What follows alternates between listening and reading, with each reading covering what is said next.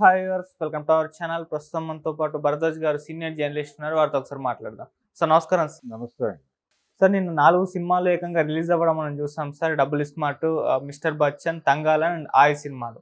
అయితే మిస్టర్ బచ్చన్కి and double స్మార్ట్కి కాస్త నెగిటివ్ రివ్యూస్, నెగిటివ్ టాక్ రావడం మనం చూస్తాం. మరి తంగాల పరిస్థితి ఏంటి? అండ్ తమిళ సినిమా తెలుగు డబ్బుడు కదా, మరి విక్రమ్ గారి పర్ఫార్మెన్స్ గురించి అయితే చాలా మంది మాట్లాడుతున్నారు. మరో కేజీఎఫ్లో ఉండబోతుందని అంతకుముందు ప్రచారం అయితే జరిగింది. కేజీఎఫ్ని మించుంటుంది అన్నట్టుగా కూడా చెప్పారు. మరి తంగాలన్ కేజీఎఫ్ను పోలుందా, దాన్ని మించుందా? మీ రివ్యూ ఏంటి సార్ సినిమా పైన?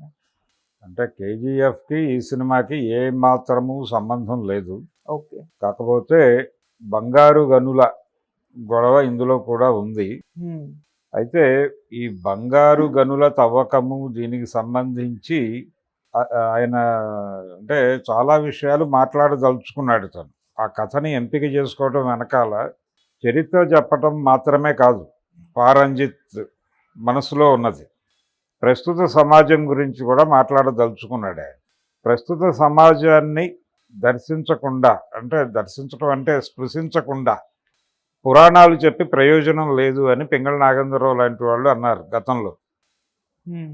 అంటే మీరు పురాణాలు చెప్పినా లేకపోతే చారిత్రక కథలు చెప్పినా ప్రస్తుత సమాజంతో అది రిలేట్ అవ్వాల్సి ఉంటుంది.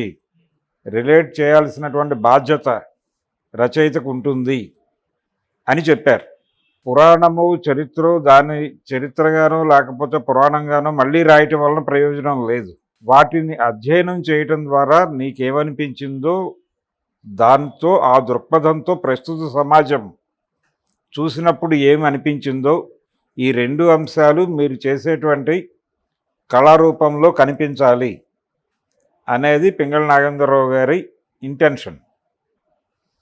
అందుకు చొరవ తీసుకోవాలి రచయితలు అని కూడా చెప్పాడు ఆయన. చొరవ తీసుకోవాలి, తీసుకుని కొన్ని పాత్రలు కల్పించటం ద్వారా, ఉన్న పాత్రలకి కొన్ని పాత్రలు కల్పించడం ద్వారా వ్యాఖ్యానం చేయాల్సిన బాధ్యత రచయితకు ఉంటుంది అని చెప్పాడు ఆయన.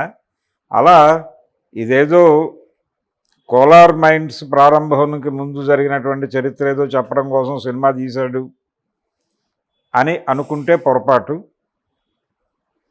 ఇది ఈ తంగాలన్ అనేటువంటి క్యారెక్టర్ ఎస్టాబ్లిష్ చేయటం దగ్గర నుంచి ఆ చరిత్రని ఒక భిన్నమైనటువంటి కోణంలో, అంటే భారతదేశ చరిత్ర మీద అంబేద్కర్ ఒక వ్యాఖ్యానం చేశారు. నిరంతరం ఇక్కడ బౌద్ధానికి బ్రాహ్మణ మతానికి మధ్య ఘర్షణ కనిపిస్తుంది అని. ఆ ఘర్షణ ఈ సినిమాలో చూపించాడు, విజువల్గా చూపించాడు. గౌతమ బుద్ధుడికి, అంటే బౌద్ధానికి బ్రాహ్మణ మతానికి వైదిక మతానికి మధ్య ఘర్షణ నిరంతరంగా కొనసాగింది దేశంలో అనేదానికి రకరకాల పద్ధతుల్లో ఆయన వివరణలు ఇచ్చే ప్రయత్నం చేశాడు పారంజిత్. ఓకే. ఈ అంబేద్కర్ వాక్యాన్ని పూర్తిగా మనసుకి ఆకలింపు చేసుకుని చెప్పే ప్రయత్నం జరిగింది ఈ సినిమాలో, తంగలాన్లో. అందుకని మీకు తల నరికేసినటువంటి బుద్ధుడి విగ్రహము ఇవన్నీ నడుస్తాయి. అంటే ప్రకృతిలో పుట్టినటువంటి మన జీవులు, అంటే ప్రకృతి మీద ఆధారపడి, ఇక్కడ ప్రకృతి ఇచ్చినటువంటి సంపదతో జీవనం సాగించే వాళ్ళని బేదఖలు చేసి, వాళ్ళని అక్కడి నుంచి గెంటేసి, వాళ్ళ భూమి, వాళ్ళు నిలబడినటువంటి నేల కింద ఉన్నటువంటి గనులు తవ్వుకోవటం కోసం ఆ గనుల పైన ఉన్న వాళ్ళని ఖాళీ చేయించడం అనేది ఒక కార్యక్రమంగా ఇప్పుడు జరుగుతోంది. అడవుల నుంచి ఆదివాసీలని బేదఖలు చేయించటం అనేది ఈ వ్యూహంలో భాగంగానే జరుగుతోంది. అది విశాఖ మన్యంలో కావచ్చు, బాక్సైడ్ తవ్వకాల పేరుతో అక్కడి నుంచి ఆదివాసీలను గెంటేసేటువంటి ప్రయత్నం, అలాగే మణిపూర్లో జరుగుతున్నది, ఇవన్నీ కూడా ఆ బ్యాక్గ్రౌండ్లోనే చూడాలి. చాలా ప్రాంతాలలో మూలవాసుల్ని గెంటేయటం అనేది కనిపిస్తుంది. అమెరికా చరిత్రలో కనిపిస్తుంది, భారతదేశ చరిత్రలో కనిపిస్తుంది. చాలా దేశాలలో, చాలా ప్రాంతాలలో మూలవాసుల్ని నాశనం చేయటమే ఒక కార్యక్రమంగా అభివృద్ధి అనే పేరుతో జరుగుతుంది ఇది. అలాగే ఆ కాన్ఫ్లిక్ట్ని చూపించాడు. వాళ్ళ జీవితం అంటే ఒక గ్రామంలో ఏదో వాళ్ళకి మిగిలిన భూమిని దున్నుకుని బతుకుతున్న వాళ్ళని అలా బతకనివ్వరు. వాళ్ళని స్ట్రైట్ డిస్టర్బ్ చేసి ఏదో రకంగా తనకి బానిసలుగా ఉంచుకోవటం కోసం వాళ్ళ వ్యవసాయం వాళ్ళు చేసుకోకుండా తన పని చేయాలి అనేటువంటి కార్యక్రమంలో భాగంగా వాళ్ళని పన్నుల పేరుతో మరో పేరుతో రాజ్యాంగ చట్టానికి కట్టేసి వేధించి లోబరుచుకునేటువంటి ప్రయత్నం స్టేట్ ఎప్పుడూ చేస్తోంది, ఇప్పుడు చేస్తోంది. దీని రూపం ఆ రోజుల్లో బీజ రూపంలో ఎలా ఉంది అనేది చెప్పే ప్రయత్నం జరిగింది ఈ సినిమాలో. ఎవరైతే రాజ్యాన్ని పాలిస్తున్నారో లేకపోతే ఎవరైతే తమ హస్తగతం చేసుకోవాలనుకుంటున్నారో అంటే భారతదేశాన్ని తమ చేతుల్లోకి తీసుకోవాలనుకుంటున్నటువంటి బ్రిటిష్ ప్రభుత్వం లేదు, ఈస్ట్ ఇండియా కంపెనీ, ఇది 1850 ప్రాంతాల్లో జరిగినటువంటి కథ అని చెప్పాడు ఆయన. సో ఈస్ట్ ఇండియా కంపెనీ అప్పటికి ఇంకా ఎగ్జిస్టింగ్లో ఉంది. వాళ్ళు ఈ దేశంలో ఉన్నటువంటి బంగారు గనులు వాటి మీద దృష్టి పెట్టి, అంటే ఆ గనుల్లోకి పని చేయటానికి వాళ్ళు మనుషుల్ని లాక్కొస్తారు. ఎక్కడి నుంచి లాక్కొస్తారు? ఆ బార్డర్ ఏరియాల్లో ఉన్నటువంటి దిగువ తరగతి అని మాత్రమే చెప్పక్కర్లేదు, ముఖ్యంగా దళితుల్ని. ఎందుకు దళితులు అనే మాట వాడామంటే ఈ దేశంలో కులమే వర్గముగా ఆపరేట్ అవుతోంది. కులము వేరు వర్గము వేరు కాదు, కులమే వర్గము భారతదేశంలో. ఈ దర్శనం లేక చాలామంది కులం వేరు వర్గం వేరు అని కన్ఫ్యూజ్ అయిపోయి పేదలు అగ్రకులాల్లో లేరా ఇలాంటి చర్చలన్నీ పట్టుకొస్తారు. అది వేరే గొడవ. ప్రధానంగా ఇక్కడ కులమే వర్గముగా నడుస్తోంది. వర్గానికి కులానికి ఉన్నటువంటి పోలిక తెలుసుకోకుండా మాట్లాడేస్తూ ఉంటారు చాలామంది. అది తప్పు, అది గందరగోళపరచటం. కాబట్టి భారత సమాజంలో ఈ కింది కులాల వాళ్ళని, అంటే బానిస కులాలు అనొచ్చు, బానిస కులాలని తీసుకెళ్ళి పని చేయించుకోవటం. వాళ్ళకి ఎలాగో ఇక్కడ జీవితం ఉండదు. వాళ్ళు ఎక్కడైతే ఉన్నారో వాళ్ళ పొలాల్లో వాళ్ళని పని చేసుకునేవారు, వాళ్ళ పంట వాళ్ళని తినేవారు, వాళ్ళ పంటను లాగేసుకుంటారు. ఒకవేళ వాళ్ళు పండించుకున్నామని ఆనందపడే పరిస్థితి ఉండదు. పన్ను రూపంలో బకాయిల పేరుతో దాన్ని లాగేసుకుంటారు. ఎదురు తిరిగితే తగలబెట్టేస్తారు, టార్చర్ పెడతారు, కార్నర్ చేస్తారు, లొంగ తీసుకుంటారు, తొక్కేస్తారు. ఇవన్నీ జరుగుతాయి. ఇవన్నీ జరుగుతూనే ఉన్నాయి. ఈ క్రమంలోనే మనకి కారంచేడులు, చుండూరులు ఇవన్నీ ఈ ప్రాసెస్లో చూసిన చారిత్రక ఘటనలే, పదిరికుప్పాలు ఇవన్నీ. కాబట్టి ఈ అణిచివేత ఈ రోజు కాదు, అప్పటి నుంచి ఉంది, మొదటి నుంచి ఉంది. ఆ రోజున కూడా అలాంటి అణిచివేత జరుగుతున్నటువంటి సమయంలో బ్రిటిష్ వాళ్ళు వచ్చి ఈ మైన్లు, బంగారు గనులు తవ్వకం అనేసరికి ఇది కొంచెం కొత్తగా అనిపించింది వాళ్ళకి. దీని నుంచి అంటే ప్రస్తుతం తాము అనుభవిస్తున్నటువంటి జీవితాల నుంచి బయటపడటానికి ఏం చేయాలి అనేటువంటి ఒక ఆలోచన కార్యక్రమం మొదటి నుంచి ఉంది ఆ ఏరియాలో. ఏ ఏరియాలో? బానిస కులాల్లో. దీని నుంచి బయటపడడానికి ఏం చేయాలనేది ఒక్కొక్కళ్ళు ఒక్కొక్క పద్ధతిలో ఆలోచించారు. ఓకే, అంటే మనం బ్రాహ్మణీకరించుకుంటే ఎదుగుతామేమో అని ఒక ప్రయత్నం. అలా కాదు, దీనికి ప్రత్యామ్నాయంగా మనం వేరే ఒక తాత్విక సిద్ధాంతాన్ని భుజాన్ని వేసుకుని గట్టిగా దీంతో దెబ్బలాడితే తప్ప ఇది సెటిల్ అవ్వదు. వాళ్ళు అంటే ఇంత అణిచివేత చేస్తున్న వాళ్ళు విజ్ఞప్తులతోనో లేకపోతే మహజర్లతోనో మారి మన జీవితాల్లో వెలుగులు ప్రసరింపరు. కాబట్టి వాళ్ళని అడ్డు తొలగించుకోవడం ద్వారా మాత్రమే మనం ఎదగగలము. ఇది మార్క్సిస్ట్ కోణం.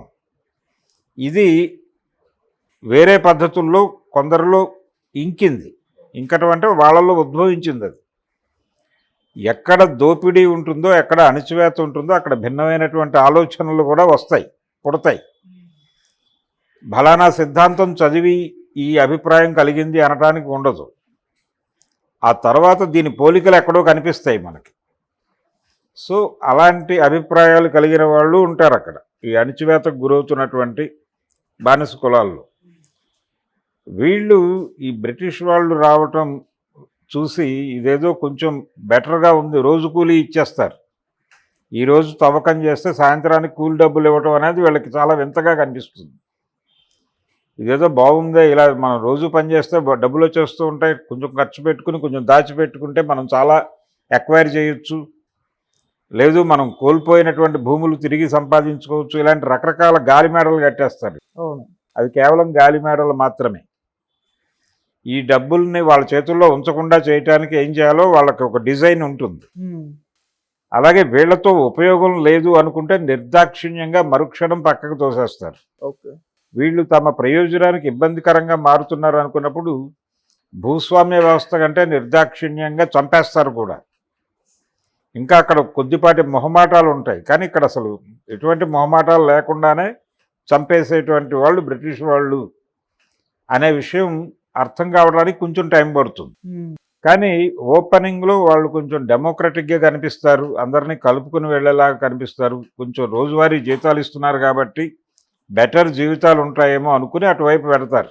వెళ్ళిన తర్వాత అది ఇది ఒకటే, దీనికంటే పెద్ద రూపం అది, దీనికంటే అడ్వాన్స్డ్ రూపంలోకి వెళ్తున్నాం, మనం కూలీలుగా మారుతున్నాం.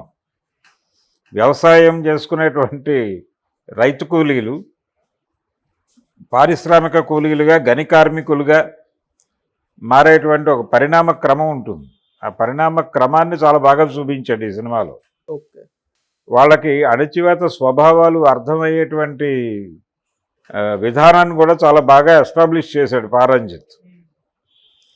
చేస్తూ వాళ్ళల్లో ఏం మార్పు ఉంది, అక్కడి నుంచి ఏదో కొత్త బట్టలు, ఏదో వాడు చొక్కా వేసుకుంటాడు, వీడు ప్యాంట్ వేసుకుంటాడు, ఈ గొడవే తప్ప ఏం మారింది, దానికంటే దారుణంగా ఉంది ఇక్కడ పరిస్థితి, అక్కడికే వెళ్ళిపోదాం, అదే బెటరు అని ఒక సెక్షన్ అనుకుంటుంది ఈ గనుల్లో కార్మికులుగా మారుతున్నటువంటి వాళ్ళు. కానీ దీనిలో ఏదో బెటర్మెంట్ ఉంది, అంటే బంగారంలో వాటా ఇస్తామని వాళ్ళు చెప్తారు ముందు. చెప్తే దొరికిన బంగారంలో మనం కొన్ని ముక్కలు తెచ్చి ఇంట్లో పెట్టుకోవచ్చు అనుకుంటారు వీళ్ళు.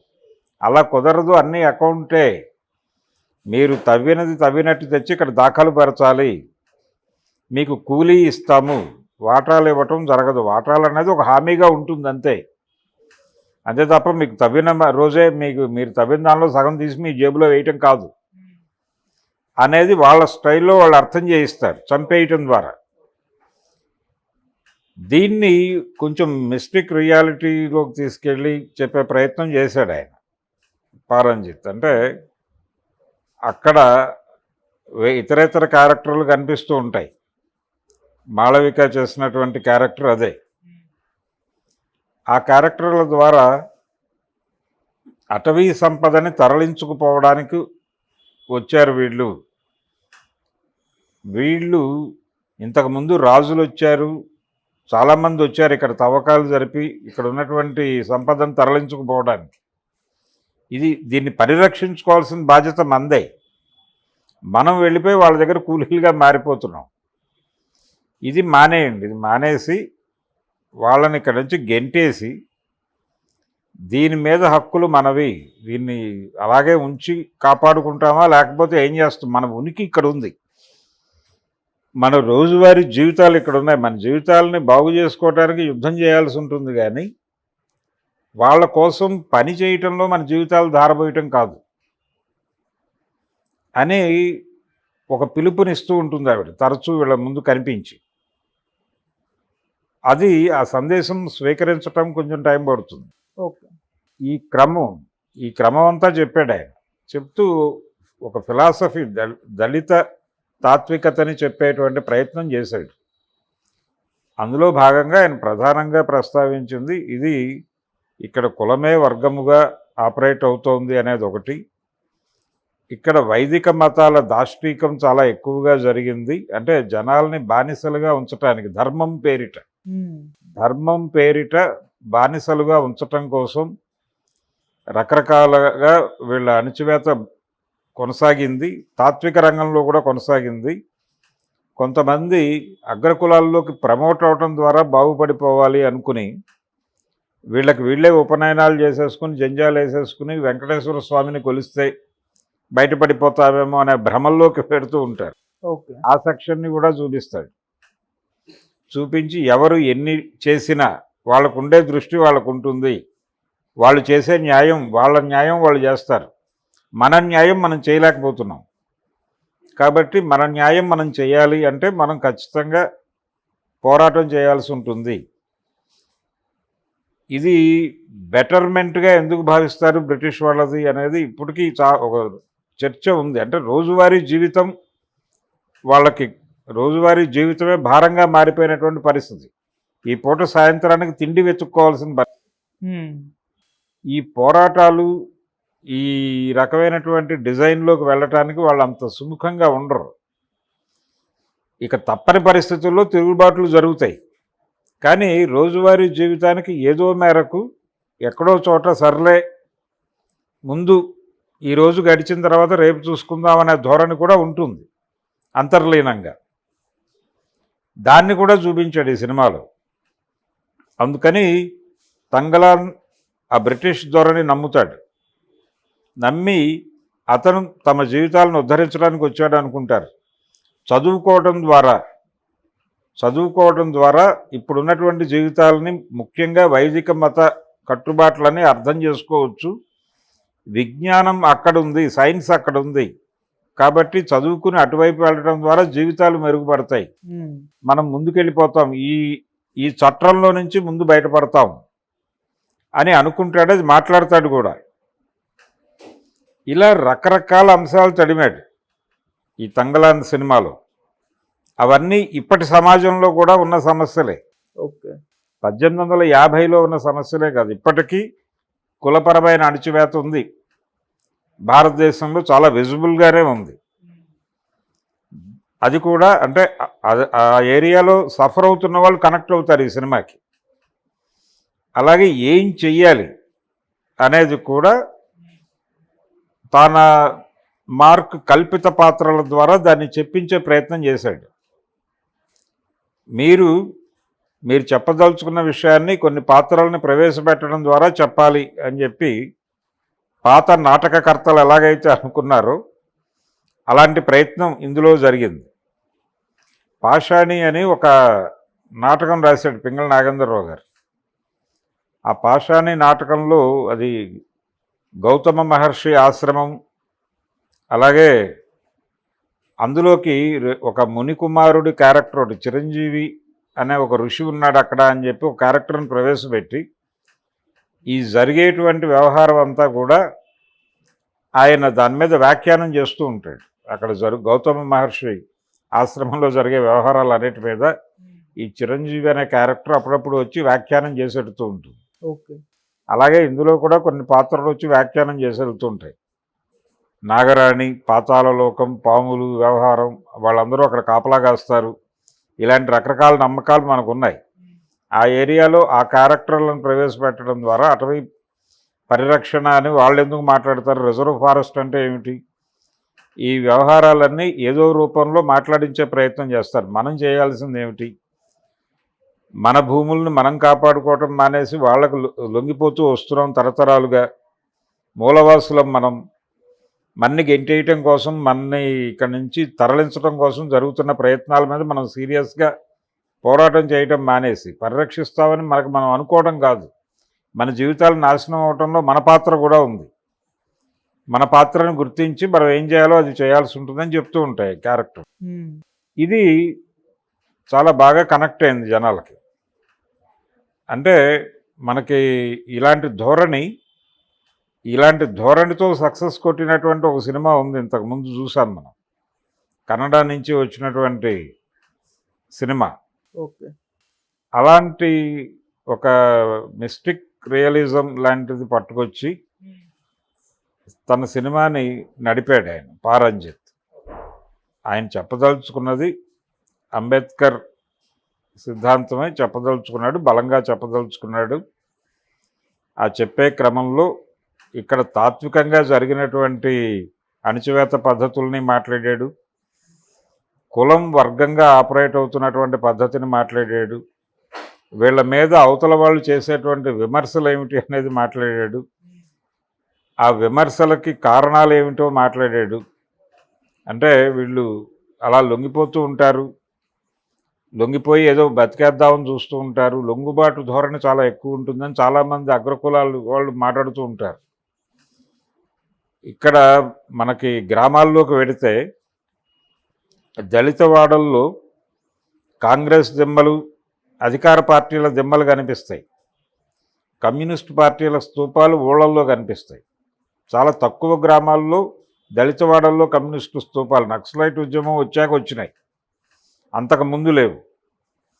అంటే ఆ మేరకు నక్సలైట్ ఉద్యమాల్లోకి దళితులు రావటం ద్వారా వాళ్ళ అమరులైన సందర్భంగా అక్కడ స్తూపాలు వెలిసినాయి. గుంటూరు జిల్లాలో కనిపిస్తాయి. అంతకుముందు అగ్రకుల కమ్యూనిస్టులు వాళ్ళు చనిపోయిన సందర్భంగా స్తూపాలు కట్టడం అనేది వాళ్ళు ఊళ్ళల్లోనే కట్టేవాళ్ళు. అక్కడ అవి ఇక్కడ ఇవి కనిపించడం అనేది ఒక చిన్న వైరుధ్యంగా కనిపిస్తుంది, కానీ అది వాస్తవం. వాళ్ళు లోనుల కోసం వెంపర్లాడతారు, మేకల లోన్ కోసం వెంపర్లాడతారు, గొర్రెల లోన్ కోసం వెంపర్లాడతారు, ప్రభుత్వాలు ఇచ్చేటువంటి సంక్షేమ పథకాల కోసం వెంపర్లాడతారు. ఎందుకంటే వాళ్ళ పరిస్థితి అది, వాళ్ళ కండిషన్ అది. కాబట్టి వాళ్ళకి స్థిమితం ఉండదు జీవితంలో.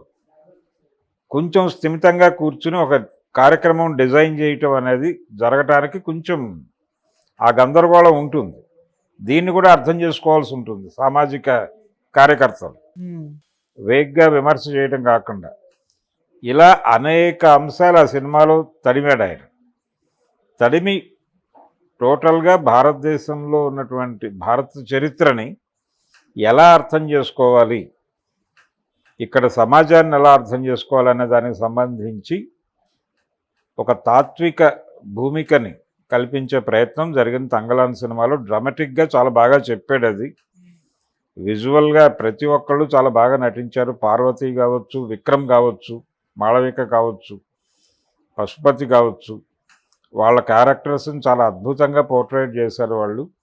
నిజానికి ఇలాంటి కథలు ఎంపిక చేసుకోవటం, ఇలాంటి కథలో హీరోగా నటించడానికి సాహసం చేశాడు ఆయన విక్రమ్. ఎక్కడా విక్రమ్ కనబడ్డు. విక్రమ్ అనేవాడు ఆ సినిమాలో ఉన్నాడా లేడా అనేది కాదు, అక్కడ తంగలాన్ క్యారెక్టర్ మాత్రమే కనిపిస్తుంది. ఇది తెలుగు హీరోలు అందరూ కూడా ఒక్కసారి చూసి సిగ్గుపడాల్సినటువంటి అవసరం ఉంది. నటన అంటే అది, నటుడు అంటే అలాంటి వాళ్ళని నటులు అంటారు. మేము నటులమే అని చెప్పుకునే చాలామంది ఉన్నారు ఇక్కడ టాలీవుడ్లో.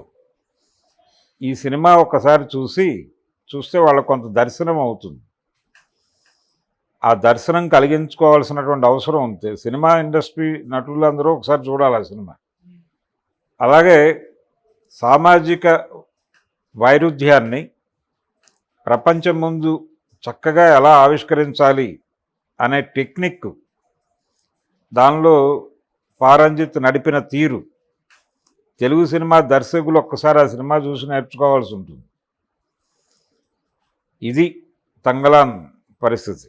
ఆ సినిమా కమర్షియల్గా భారీ విజయం సాధించేసి కోట్ల రూపాయలు సంపాదించేసి బాహుబలి రికార్డులు బద్దలు కొడుతుందా, లేకపోతే RRR రికార్డులు బద్దలు కొడుతుందా అనే విషయం పక్కన పెట్టేస్తే ఒక మంచి సామాజిక సినిమాగా అది చరిత్రలో నిలిచిపోయేటువంటి సినిమా.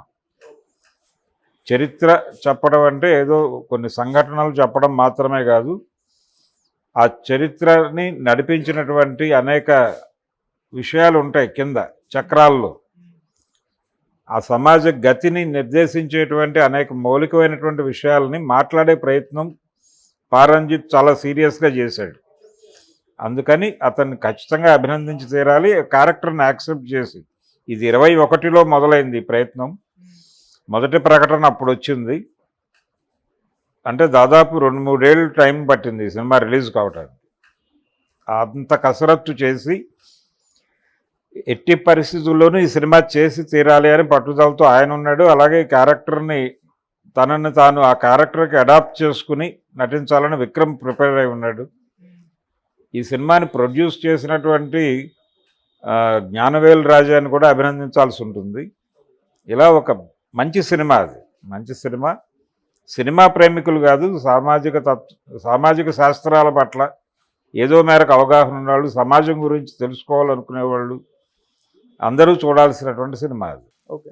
సార్ రిలీజ్ అయిన 4 సినిమాల్లో విన్నర్ ఎవరు అనుకోవచ్చు సార్? మీ క్యూ ఆర్డర్ మీరు ఏ విధంగా చెప్తారు?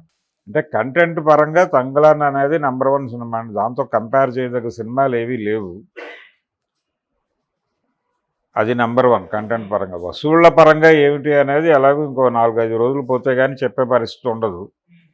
ఆ 2 సినిమాలకి కమర్షియల్ సినిమాలు అని చెప్పుకుని రిలీజ్ అయిన 2 సినిమాలు ఉన్నాయి. మిస్టర్ బచ్చన్ అలాగే స్మార్ట్, డబుల్ స్మార్ట్.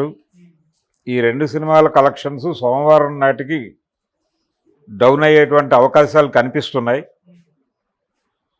అయితే వీటి రెండింటితో పాటు ఇంకో తెలుగు స్ట్రైట్ సినిమా రిలీజ్ అయింది. ఆయ్ అనే టైటిల్తో అరవింద్ గారి కంపెనీ నుంచి వచ్చింది. అది బన్నీవాస్ ప్రొడ్యూసర్గా. ఆ సినిమా కొంచెం థియేటర్లలో నవ్వులు పూయించగలిగింది. అంటే థియేటర్ని ఎంగేజ్ చేయగలిగింది, ఎంటర్టైన్ చేయగలిగింది. మిగిలిన 2 సినిమాలు కమర్షియల్గా బిగ్ వెంచర్స్ అన్న 2 సినిమాలు ఆ పని చేయలేకపోయినాయి. ఈ సినిమా చేయగలిగింది. సో వాటికంటే బెటర్ షేర్ ఈ సినిమాకి రావచ్చు. వాటికి పెట్టిన ఖర్చుతో పోలిస్తే ఇది కొంచెం తక్కువ కలెక్ట్ చేసినా మంచి లాభాలు ఇస్తుంది ఈ సినిమా. సో అరవింద్ గారి డిజైనింగ్ బాగుంది అనిపిస్తుంది. అంటే ఆయన ఆలోచన పద్ధతి, ఏ కంటెంట్ జనాలని, టార్గెట్ ఆడియన్స్ ఎవరు అనేది స్థిరంగా అనుకుని ఆ టార్గెట్ ఆడియన్స్కి ఏం కావాలో అవన్నీ ఆ సినిమాలో ఇచ్చే ప్రయత్నం చేశాడు డైరెక్టర్.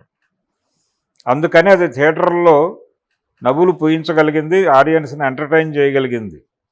దీన్ని దృష్టిలో పెట్టుకోవాలి.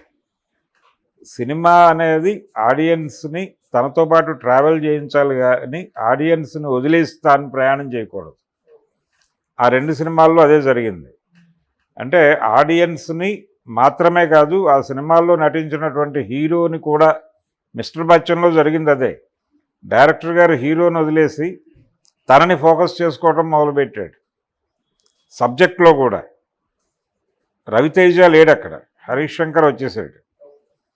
రవితేజని హరీష్ శంకర్ ఆక్రమించాడు ఒక రకంగా.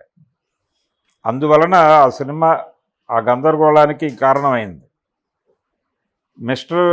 దీనిలో అయితే అంటే మిస్టర్ బచ్చన్ పరిస్థితి అయితే డబుల్ స్మార్ట్ కండిషన్ ఏంటంటే అసలు ఆడియన్స్తో టోటల్గా డీవియేట్ అయిపోయాడు ఆయన, డిస్కనెక్ట్ అయిపోయాడు పూరి జగన్నాథ్. ఆడియన్స్తో ఈ లెవెల్లో డిస్కనెక్ట్ అయినటువంటి డైరెక్టర్ నుంచి ఫర్దర్గా కూడా మంచి సినిమాలు వస్తాయని ఆశించడం. అయిపోయింది, ఆయన శకం ముగిసింది అనుకోవచ్చు. ఆయన తిరిగి కొంచెం రోడ్డు మీద నిలబడి, నేల మీద నిలబడి ఆలోచిస్తే తప్ప ఆయనకి భవిష్యత్తు నడవడం కష్టమే పూరి జగన్నాథ్కి. సో ఈ గందరగోళంలో ఆయ్ సినిమా కొంచెం బెటర్ రెవెన్యూ సంపాదించుకోవచ్చు. అదేదో గొప్ప కంటెంట్ అని నేను చెప్పను, కథ ఏమీ లేదు. కాకపోతే అదేదో మన పక్క ఊరిలో జరుగుతోంది, మన పక్కింట్లో జరుగుతోంది అనేటువంటి ఒక అనుభూతి కలిగించగలిగాడు, ఎంటర్టైన్ చేయగలిగాడు. ఇది ఆ సినిమా బలం. అది వర్కౌట్ అయిపోద్ది, అది డబ్బులు వచ్చేస్తాయి. అంటే విన్నర్ ఆ సినిమా అనే చెప్పాలి. ఓకే.